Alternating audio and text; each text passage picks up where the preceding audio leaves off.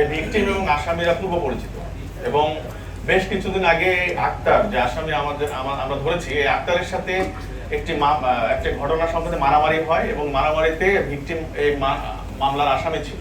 তো সে জামিনে মুক্তি পাওয়ার পরে আক্তারের যে রাগ ছিল তার প্রতি, এই রাগটি তখনও কমে নাই এবং টাকা পয়সা নিয়েও তাদের মধ্যে একটা বিরোধ ছিল। তো এই ভিকটিমকে তার বন্ধু, এরা সবাই তার পরিচিত, তার বন্ধুর মাধ্যমে এই গভীর রাতে এই জায়গাতে ডেকে আনা হয়। একটি জরুরি সলা পরামর্শ অথবা আলাপ রয়েছে এরকম একটি তথ্য দিয়ে তাকে নিয়ে আসা হয়। তারপরে অতর্কিত তাকে হামলা করা হয়। আপনারা অনেকেই হয়তো সিসি ক্যামেরা ফুটেজ দেখেছেন যে তাকে তার যে বন্ধুটি ডেকে নিয়ে আসছে ঘাড়ে হাত দিয়ে কিন্তু তাকে নিয়ে যাচ্ছে। তারপর নিয়ে যাওয়ার কিছুক্ষণ পরে কিন্তু আশপাশ থেকে কয়েকজন এসে তাকে অতর্কিত হামলা করে এবং ইট দিয়ে আঘাত করে, ছুরিকে আঘাত করে। এই বিষয়গুলো কিন্তু আমরা অনেকেই সোশ্যাল মিডিয়ার মাধ্যমে আমরা দেখেছি।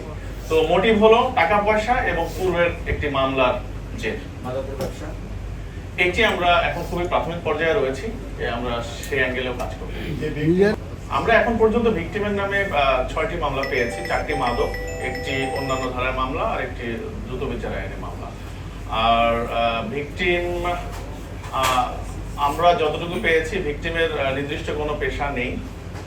সে বিভিন্নভাবে তার জীবনযাপন করতো, বিভিন্ন যখন যে কাজ পেয়েছে সেই কাজ করে সে জীবিকা নির্বাহ করেছে। মিজান ভাই, আপনি বলেছেন যে আসামির বিরুদ্ধে একাধিক মিজান ভাই, আমরা এখন পর্যন্ত যে আসামির মধ্যে গ্রেপ্তারকৃত আসামিদের মধ্যে মুন্নার বিরুদ্ধে মাদক ও ছিনতাইয়ের 7টি মামলা পেয়েছি, মিরাজের বিরুদ্ধে 1টি, নয়নের বিরুদ্ধে 2টি মাদক মামলা পেয়েছি। আক্তারের বিরুদ্ধে এখন পর্যন্ত আমরা মামলা পাইনি, তবে আমরা এখনো তার ডিসিপিআর নিয়ে কাজ করছি এবং উনি ভিকটিমের সাথে তার যেটি বললাম যে পূর্বের মামলার যে টাকা পয়সার যে এই বিষয় নিয়ে আমরা এখন কাজ করতেছি। আমি বললাম ভিকটিমের বিরুদ্ধে 4টি মাদক মামলা, একটি অন্যান্য ধারায় মামলা, একটি দ্রুত বিচার আইন। ভাই আপনি একটু ব্রিফিংটা একটু ভালো করে আগে শুনেন, তারপর প্রশ্নটা থাকবে। ভাই বলেন। আমি শুনেছি এবং বলেছি। আপনি বলেন।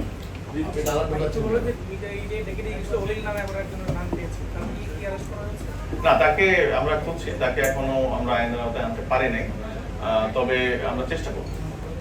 না, এখন প্রাথমিকভাবে আমরা তাদেরকে যে আইনের আওতায় এনেছি, আমাদের তথ্য প্রযুক্তি রয়েছে, আমাদের অনেকগুলো সাক্ষীও আমরা হয়তো পেয়ে যাব। তো সবকিছু মিলিয়ে আমরা সে অপরাধ করেছে কি করে নাই এই বিষয়টি আমরা আশা করি এটি বিজ্ঞ আদালতে আমরা প্রুভ করতে পারব। আপনি জেনে থাকবেন যে আমাদের এই তেজগাঁ ডিভিশনের যে 6টি থানার মধ্যে মোহাম্মদপুর থানায় প্রত্যেক দিনই আমরা বিশেষ অভিযান করি।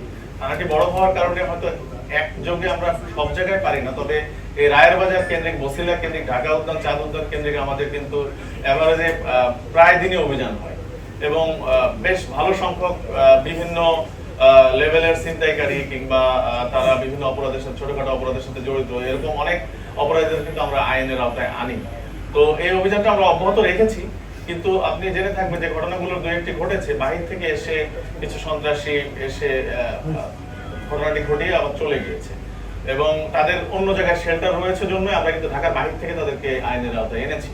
তো আমরা চেষ্টা করে যাচ্ছি যেন বাহির থেকে এসে অপরাধ ঘটাতে না পারে। আমাদের চেকপোস্টগুলো আমরা আরো জোরদার করব এবং আমাদের যে চিরুনি অভিযান রয়েছে সেটি আমরা আরো জোরদার করব এবং মোহাম্মদপুর এলাকায় যেন অপরাধ আরো নিয়ন্ত্রণে আসে সেই বিষয়ে আমরা কাজ করব। মিজান ভাই, তাদের কোনো রাজনৈতিক পরিচয় আছে এখনো পর্যন্ত পাওয়া গেছে?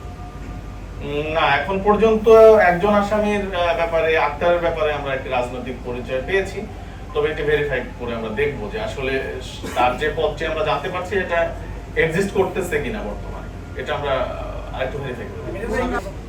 না, দেখেন যে আসামি বলবো না, অভিযুক্ত যে 4 জনকে আমরা ধরেছি, এই 4 জনের মধ্যে তাদেরকে সিসি ক্যামেরা দেখা যাচ্ছে, তারপরেও কিন্তু তারা এসে বলতেছে তারা নির্দোষ।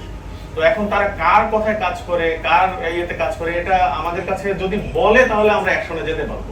পরে সে যদি ডিক্লাইন করে তাহলে তো আমরা একজনকে ধরে নিয়ে আসে, পরে দেখা গেলো যে সাক্ষী আমার সেই বলতেছে না আমি এর আন্ডারে কাজ করি, তখন তো পুলিশ বিতর্কিত হবে। ফলে আমরা জেনে বুঝে একবার উপযুক্ত তথ্য প্রমাণ পেলে তখন সে যেই হোক না কেন সে পর্যন্ত আমরা আশা করি আমাদের তদন্ত অব্যাহত রাখবো।